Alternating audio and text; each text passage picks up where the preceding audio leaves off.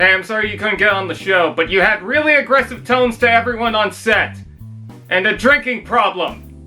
And maybe an ear infection. The creators of the show intended to add Ironhide as a main cast character, but was exchanged for Bulkhead, popular at the time from animated. Apparently it was revealed they didn't want to confuse kids with the movie version, but I mean, who cares? This form of Ironhide is almost a celebration of Ironhide forms prior, the red color of the original, truck and tough alt form of the movie, and even the Cyberverse toy description states laser-proof armor like the animated series. All it's missing is kicker! In the Hasbro release of this mold, all we got was a green repainted cup, which was odd, especially since the cannons are hand-me-downs. Takara did get an official ARMS Micron release with the proper paint. Before the main course, there's the appetizer. Iroh, which the origins of that name will always be a mystery, converts into Ironhide's cannon in this odd goldish burnt orange. The color choice is odd. I'd expect a handful of monkeys bouncing out of this. I get why it's a cannon based off the films, and there is a good approach to detail. I also dig how everything surrounds itself to keep a cylinder shape. Define cannon fodder. Some of the tabs don't hold well, but that's the least of my worries.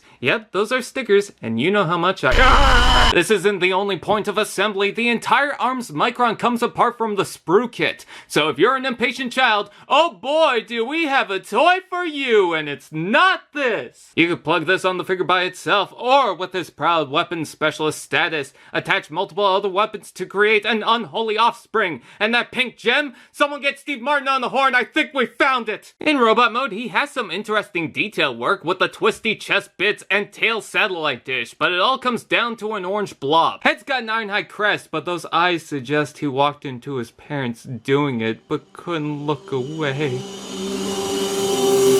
And what are those on his hands? Miniature clamps? Careful, he'll pinch you into annoyance. I do not trust those tabs connected to the shoulders. I would show you the articulation with the arm rotation, but I messed up building this and the stress marks are not stable. You can add a weapon to the side of the arm, maybe a reference to the film Ironhide, and plug one on top, because why question weapon head? So while the stickers give him some color, my biggest complaint is the shoulder clips and the blur of a singular color that doesn't allow most of this to shine. And that's disappointing. Still, it's tiny, does its thing, and not what we're here for. In alt mode, Ironhide blends the movie theme with a custom-made heavy-duty pickup truck and the Generation 1 style base color, though not completely set with a dark gray split by the pinkish-orange stripe. Stickers are just gross. Not that there's a particular quality issue, it's just I have a burning hatred for them. But the figure feels incomplete and lacking without them. It does help the colors, though lining it properly between the parts takes effort. And I hate effort. You can't understand the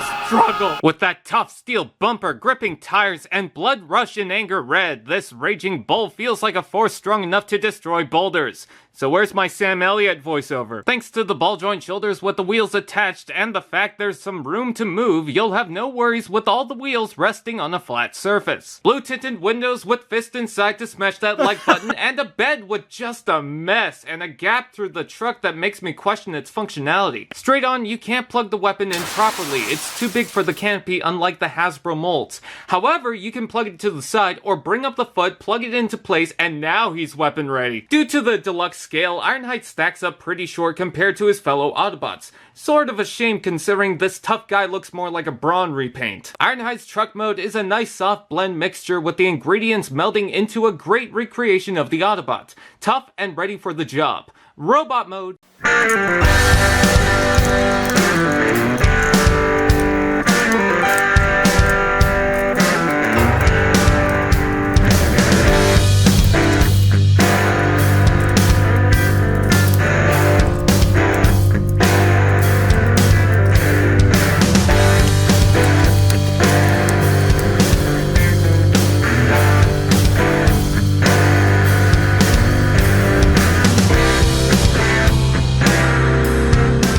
Getting into robot mode is more of a hassle as some things get in the way, but looking at the design, it's pretty disappointing. Not because it's bad, far from it, but the fact that this is a perfect fusion of Ironhides before with the unique Prime aesthetic. This could have been a defining Ironhide if they actually used it in the show. Funny, now realizing Ironhide was supposed to take the place of Bulkhead. So, was there plans for this to be a Voyager? I mean, sure, next to Ratchet this seems familiar, but imagine this in a taller class, maybe even in first edition.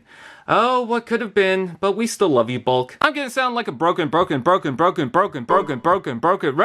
but that head sculpt blends the old from the new. It has the classic helmet with the brutish, aggressive upper lip. Actually sort of looks like those preschool GoBots. See, fans, it's true. Worlds can come together for something beautiful.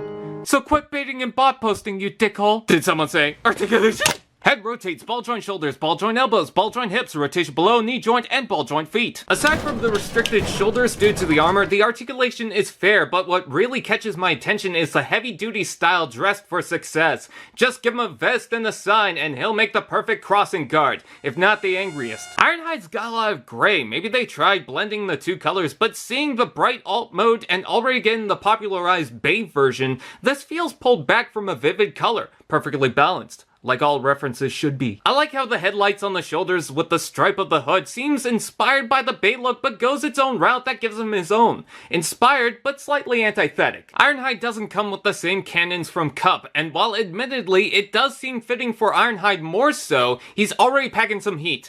I mean, you see that bulge? Too bad there's no ass to counteract. What a shame. I think that looks too right. Let's take a look at the accessories. I mean, we already did this, but you can add it to the hand or the side of the arm. With the distance of the peg, it's like the cannon's a germaphobe avoiding contact. I generally just plug it into the hand for a more natural feel. At least the orange totally goes with Ironhide's eyes, maybe? If you transform Ironhide correctly, you'll get this large panel sticking out of the back. While you can remove it and plug it the other way to fit his hunchback, I don't want to add any unnecessary stress to the joint. Also, you could scoop up ice cream. It's too bad this wasn't used for much, because this could have been the definitive Ironhide that celebrates different forms of the iconic character throughout the years. There's so much recognized here that fits and melds into a wonderful piece of angry, ass-kicking fury. If only he was a bit bigger. Probably won't compete with Siege or Studio Series. Still, he'll satisfy any Ironhide fan. Thank you to IAMAMAZINGMASON on YouTube for helping me out on getting this figure, complete with the box, showing him in his pinkish form for some reason, and no, I did not pay that price. And let this be a lesson. We don't have to draw lines between the fandom.